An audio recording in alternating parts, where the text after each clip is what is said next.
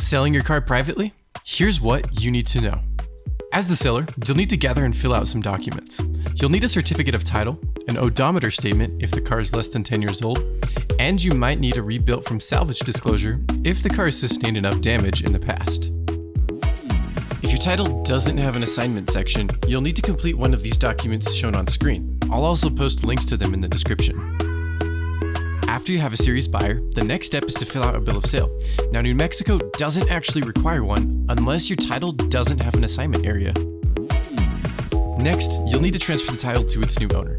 You'll need to hand over the current title, have the bill of sale filled out if needed, and exchange payment. Once you've handed over the title, you'll need to hang on to your old license plates. Make sure you remove them before the new owner takes possession of the vehicle. You can transfer them to another car you own within 30 days.